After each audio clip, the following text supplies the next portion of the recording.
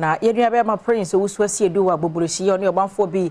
twetwe enkobo na yenko na sade obanfo adwene ye wo mo ewo ensem yi ho no yenko ginchemu prince se na obanfo ka trotro no mo nso mu na mo de nkomo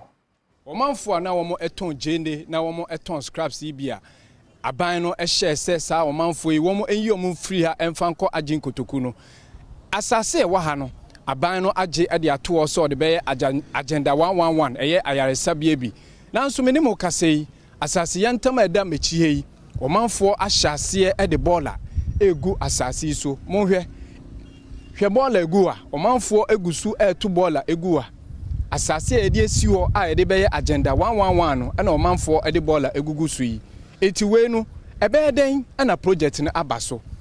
mensa benkum ha no old fadama clinic e wa ha bebi a omanfo eba ha ebeje ayarehwe na bola esum ha yi enchemu ha pe bridge e wa ha a omanfo a womo edidwa ewo abobloshi ewo ana bola esum ha yi Adom Trotro ye ne assembly member owo abosu kan electoral area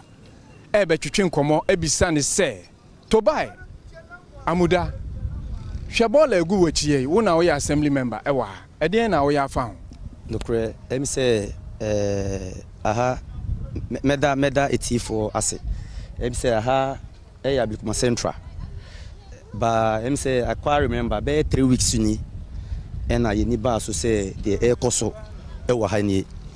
ba quickly nso me share me call me MC ho e bo na amane nti that day no we try our best say ye be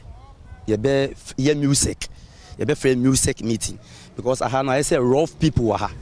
nti ba ha I say we have to organize ourselves well with police before coming here because omo ye rough nti me catch MC ye free music meeting ye deliberate on this ball na omo ye wa ha no enye nti aka last music meeting a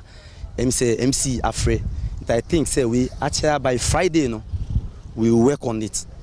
yeah the police for commanders beba because I say rough area be nti if we are coming we have to come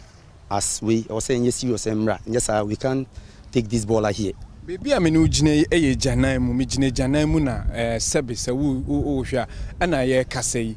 enche ye bia na ye ba ha be hu se na omanfo eja won na e wa ha nanso no assembly e wa ha no se ne odi tu dwa na e ka se omo de gate ebesi eye wall ya no se ne omanfo entimi enwrem menka kra no bosome be ye enan etwam a ye ba ha enso ye ba ye hu se gate bia na ha nti ebe den na omanfo enkoso enfa bola engum isi ya bola ya mbetui wo hwe a mo be boka be sen enye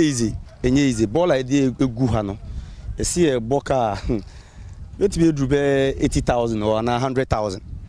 because we offer this wa fasa caterpillar weni bi enye say any sa anwa kai and o say nti a lot of money very lot and am say your gate no so no kre earlier on no omo kire say omba be gate but asat now gate no my nti from here no me no kase we me municipal assembly akobisa adenti na gate no enye ready because say gate no omo lock here me nye sure say obi beba beja ne nan e wo ha nti say yen tackle on the gate no nti from here no I'm going back to the office and go and see those things. Na je say Adom Trotro ena etweguma ye ne assemblyman ono ena wo okan kwe eye aboso kan etwetwe nkomo wo manfo a wo mo ewa ha na wo kita nantwi a wo so e de aba ha wo behwe na wo de nantwi aba edidi wo manfo so esisa eye robbers ibi e de gukutokum a wo so e de kodidwa entina mo hwei amanfo bola gu ha no omanfo so e de didwa ewom omanfo efa ha e de ko anafo ho mo hwe anafo ne wo utimi pie ewo eye fi ahodo ne companies ahodo bi ewo no omanfo fa mfikyire ha ya na omde kɔ ahanso efu pa wo hwe a enwura na efufufufu ewo mu no enso kanene na aha entisa enti enkodu se project yi be kɔso na se ne omanfo de bola egu ana aha efui ebetimi aboa ama project yi abaso ana Adom Trotro ene etwegum efi abobloshi mi amidi mate ewo kam no se ka na eye ma mate ne egisu se awe